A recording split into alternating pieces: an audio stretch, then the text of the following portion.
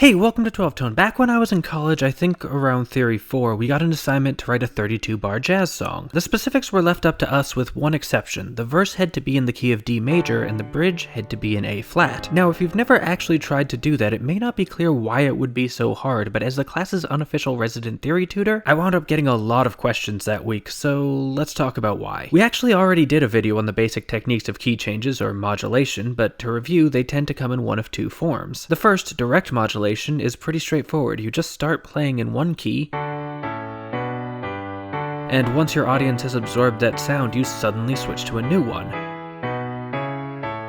It builds energy, and it's a staple of pop and rock music, but a jazz song requires something a little more subtle, and that's where the second technique comes in. This is called a pivot modulation, and it works by using a chord that exists in both keys in order to cover up the transition. For instance, if we're playing in D major and we wanted to switch to E major, we just have to find a chord they have in common, like F sharp minor.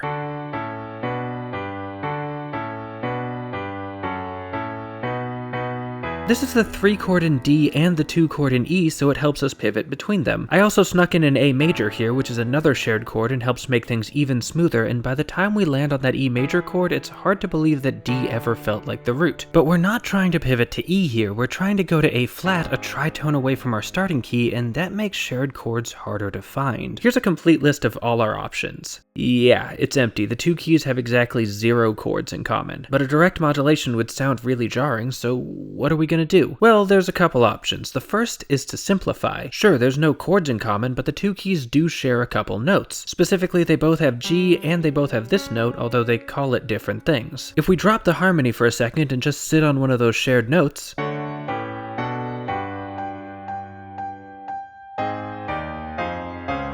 we can at least start to smooth it out. This is called a pivot tone modulation, and it works a lot like a pivot chord, but without the supporting harmony, it's not quite as clear, and you have to sit on it for a long time to really make the transition work. But let's say we want to keep playing full chords. In that case, the first place to look would be modal interchange. This is where you borrow chords from another scale. For instance, the key of D major has no chords in common with B flat major, so we can't really pivot between them. But D minor has plenty. In fact, D minor, the chord, is in both keys, so we can just borrow it as our pivot.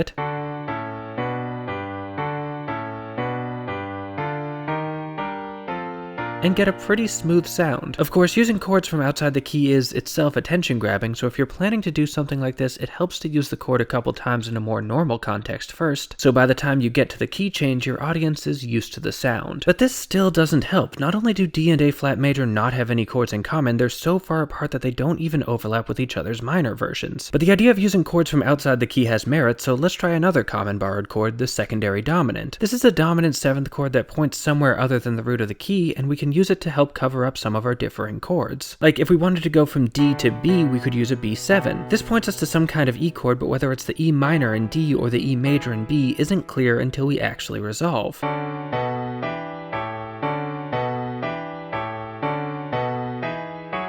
But that's still not enough. This lets us ignore the quality of our target chord, but we still need to find a shared root, and D and A flat don't have very many of those. Could we use a D7 to resolve to a G chord? Well, in D that works great. It goes to the 4 chord G major. But how about in A flat? Well, that's a bit harder. A flat does have a G chord, but, well, listen to it.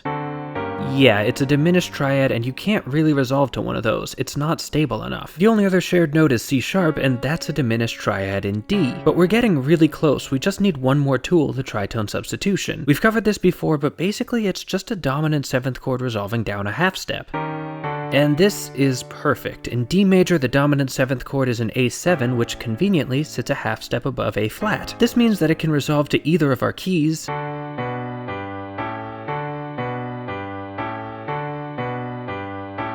and finally, we've got an answer. This is what most of my classmates did, and in hindsight, considering we just learned about tritone subs a couple weeks before the assignment, it's probably what we were supposed to do. But it's not what I did. I decided to get fancy and used a technique called a modulation chain, which is pretty much what it sounds like, changing keys multiple times in a row. I started by moving from D major to D minor. This is what's called a parallel modulation, where you switch scales but keep the same root. Then I went to F major. This is a relative modulation, and it works because the 2 keys have all the same notes, they just use use them differently, so it's like an extremely subtle pivot. From there, I did another parallel modulation to F minor, and finally one more relative modulation took me to my ultimate target, A flat. If you'd like to hear what that sounds like, I made a bonus video of it. There's a link in the description. But there's one more solution, one I wouldn't learn about for almost another year, the diminished seventh. This is a fairly standard substitute for the dominant seventh, but with one twist. It's symmetrical. Let's look at C sharp diminished 7. The notes are C sharp, E, G, and B flat. Now, if we go to E diminished 7,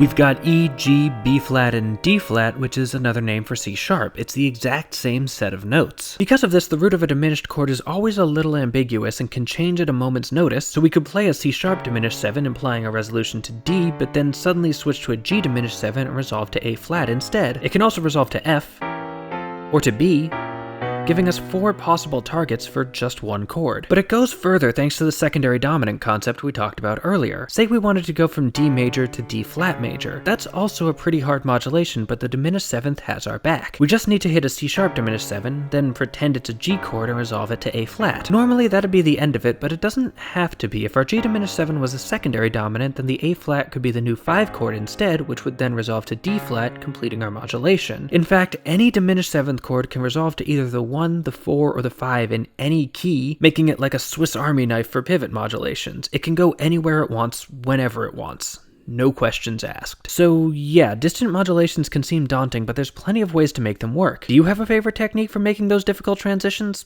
Let me know in the comments. We're going to be taking a couple weeks off for the holidays, but we'll be back at the beginning of January, and we've got some pretty exciting plans for the new year. Until then, thanks for watching. If you want to help make these videos possible, please consider supporting 12 Tone on Patreon or checking out our store. You can also join our mailing list to find out about new episodes, like, share, comment, subscribe, and keep on rockin'.